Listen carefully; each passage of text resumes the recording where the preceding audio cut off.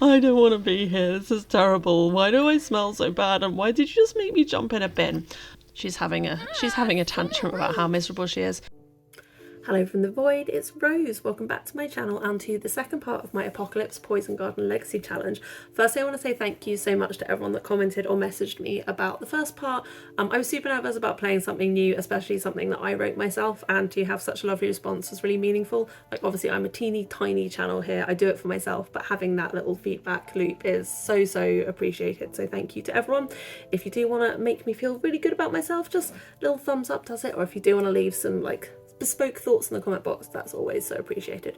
Anyway, we're rejoining Eden in apocalyptic Oasis Springs as she tries to start a life and avoid peeing herself. Let's get to it. Eden is awake and stinking, suddenly very tense from the awareness of her own filth, and she's not allowed to go to school, so she is going to be in her clean, dirty clothes, just thinking about how miserable she is. And because we are so unhappy, we can't even do our harvesting or anything useful, so we're going to have to try and find a way to make her happy without any entertaining things. So basically, cloud gazing. She's just lying on the floor like, I should have stayed, but I had to leave. Dad, why did you do what you did? I don't belong here, alone, stinking on the ground, but what else could I do? What else could I do but go and eat yogurt on my bench? Something I definitely didn't think through properly before I started this in the Apocalypse version, and not just the original Poison Garden rules, which are already quite hard, is that keeping her in any sort of functional mood is so difficult. Because at the moment, because we started with nothing, no money, no items, there's no fun objects, so she has really low fun. You know, there's no books, there's no nothing, and she's generally too uncomfortable to even jog, even though she likes exercise. Her social is obviously really low because there's no one for her to talk to, except for the mailman who's just delivered our bills of, oh my god, 220. We literally are off the grid. Why are we getting sent bills for 220? Like, literally, what are you charging us for? It's the apocalypse. We don't exist. We're not real. Anyway, the point is, it's really hard to keep her motivated, but we can sometimes, with the combination of giving ourselves a pep talk and having a total meltdown, get her to be either very confident, very inspired, or even occasionally really embarrassed. When she's really embarrassed, she can still function as a human, so you know, that's good to know.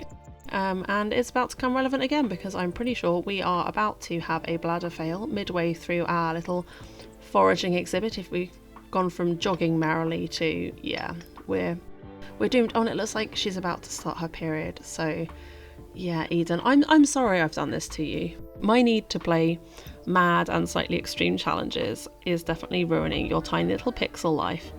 But, you know, at least there's no one here to see. And last time you peed right next to your cooler, so I would say peeing in a canyon near your house is infinitely preferable on the scale of places to pee. But let's let you have a little cry to see if we can't get you in a better mood. Yeah. She's like, why is this happening to me? I didn't do anything wrong. It's not my fault that I'm related to the guy that did this. And now she's had a cry, see, she's feeling quite a lot better. She's definitely not in a very emotionally stable mood. She's a teenager, so that's obviously a really tough time. It's the apocalypse, going to be a really tough time. But, you know, overall, she's just very much segueing between, I can do this, I'm capable, I'm going to survive this, I'm going to make a life for myself here, I don't need anyone, and I don't want to be here, this is terrible, why do I smell so bad, and why did you just make me jump in a bin? We were looking for stuff, but all we got was a stinky old snow globe. And, you know, honestly, this is the reason I'm doing this whole thing. I love an apocalypse aesthetic. I mean, not for reality at all. In reality, I want nice things, but for video games like Horizon, this, I mean, it's pretty, and I can deal with her being grumpy because she smells bad, because I love the ruins and the desert sunsets and all of the atmosphere that my reshade gives it. So, yeah.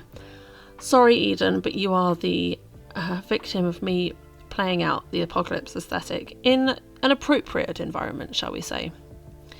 Tuesday is going to be a repeat of Monday, except for now she's actively bleeding. Sorry, babe, I really am. Womanhood is no joke. We're getting a lot of these little Simsy figures because we're doing obviously all our foraging. I have decided that I'm going to build this little shrine with them all on. So the first one of each figurine I get will go on the display, and we won't be able to sell it, because why would I not deprive myself of even more money? It goes without saying we can't afford to pay our bills at the moment, so we will probably have to have another selling day midweek, because while I don't mind if they turn off the water and the power because we're off the grid anyway, if they come and start repoing our stuff, that is going to be an issue. If he takes any of the big debug objects or like the decor, apocalypse decor, I don't know how to put it back, so I'm going to give her a Wednesday selling day to sort of make up for that. And yeah, she's having a tantrum about how miserable she is, and honestly this all tracks for me. She's having her first period, like, it's an emotional time. You stamp it out, babe. Also, not necessarily a bad thing to have public displays of absolute rage and madness, because although the locals haven't yet shown themselves to be aggressive in any way, them thinking the girl that lives at the gas station is completely cray-cray is probably going to keep them away from you, and that is not a bad thing. We can further that message by going to yell at this baghead kid who's been hanging around outside our house for quite a while now. So I feel like Eden would be like, are you a little spy? Are you a little spy coming to spy at me at my house? What do you want to know? Who are you? Who's your mum? What are you trying to find out about me? I'm no one. I'm just an invisible girl. Go away. Leave me. And the kid obviously has, because why would you endure that from a woman covered in her own feces? But, oh my god, we're burning to death. Get inside. Why are you burning? I'm guessing maybe that's your athletic ground, not your hot weather. We'll just go inside and sleep it off, because then I think actually, despite my initial plan, we are going to go for a little journey, just because we haven't been able to do any fishing because I didn't realise there's no water in this neighbourhood. This user did such an amazing job on this world. Look at this map, it's so cool. I'll link it in the description again. Anyway, we've waited till nightfall because I will continue to apply the only travelling at night rule. We did find a really big bowl of soup where we landed to get to the riverside, and so I let Eden eat some because we've only been eating sad food out the cooler and you deserve better. Also because we had to wait a little while for her to actually be comfortable enough to do any fishing, so I was kind of killing time trying to drive her knees up a bit. But we are finally able to get in on the fishing life. I quite like the idea that she travels between neighbourhoods in the dark and does fishing to see the world and connect to it, despite the fact she isn't able to because of circumstances. As there's no one around, we are just going to let her use a bathroom because there is one on this lot. I think there's meant to be a Batu like debug object over the top of it, but I don't have that pack, so someone else turned up, so we've had to go home immediately and wait for the dawn of a new day where we are still bleeding and still smelly and still sitting on our cooler eating our sad granola, because good things pass so quickly. On the plus side, Eden has finally decided that she likes gardening, so she is now at least getting fun from some of her toiling. And I also low-key discovered a little bit of a hack, which is that if we clean up our plates into the bin, then the dumpster fills and we can dumpster dive. So I'm not going to use it too often because that feels super cheaty, but we are going to use it to get a few more things for our selling day that we're going to go on in just a wee moment so we can pay our bills. We've peed ourselves, so seems as good a time as any to go. Eden is at the Squatter Ruins. We need to go through our stuff and find our most valuable item, which is a $200 frog, which we will not be able to sell, but we can sell everything else, which is a bunch of figurines, some fossils, some stuff, and we have netted ourselves 1,000 simoleons, so pretty good going, and some mouldy cereal in our inventory. Can we leave that behind? Apparently no. Anyway, while we're here, I will let her have a shower because them's the rules. She's able to use the facilities here until she sees someone, which is about that time, so you've got to quick go, try and drive her fun up by using the basketball net, and there is a person, so it is time to get the hell out of here and trudge our weary bones home to pay our bills.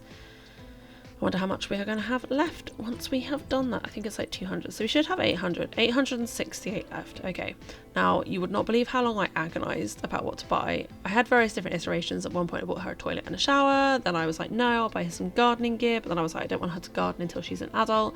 So then I had a shower and a bookshelf and a bunch of other stuff. Anyway, suffice to say, I had several small crises over this, and I ended up buying her a little bookshelf, so she's got some things she can do even when she's really uncomfortable. And then I spent 750 simoleons on a woodworking table, and the reason for this is A, it's a hobby, B, cool to have good handiness, C, very apocalypsy, and D, she will be able to craft herself a bunch of like super homespun looking furniture, which I love for the aesthetic of this challenge. And then we were left with just enough money to buy a pea bush, so she won't have to completely wet herself, she'll just wet a bush instead. So this morning, once she has woken up and got rid of her initial horrifying mood, we are able to have her make her first item, which will be appropriately, I think, a knife block to keep all of her knives for self-defense in inverted commas, and then we will make extras for selling. And with a vaguely positive thing having happened, that seems a good spot to end part 2. I honestly zigzag so much between really enjoying myself and feeling so bad for how hard Eden's life is. But it's just a game and the point is to have fun. Hopefully you're having fun watching. I think there's probably going to be one more part where Eden will be a teenager and then we'll be into adulthood and we'll be able to properly start pursuing our lifetime ambition. We'll be able to travel more. It will be hopefully a little bit less grindy, and I'm hoping that by playing with her as a teen, once she reaches adulthood, we'll kind of have her storyline, her character and her sort of life a little bit more established while still having had a really hard start. Anyway, let me know what you're thinking, let me know what you hope is next for Eden, and I will see you in the next video. Thank you so much for watching, bye!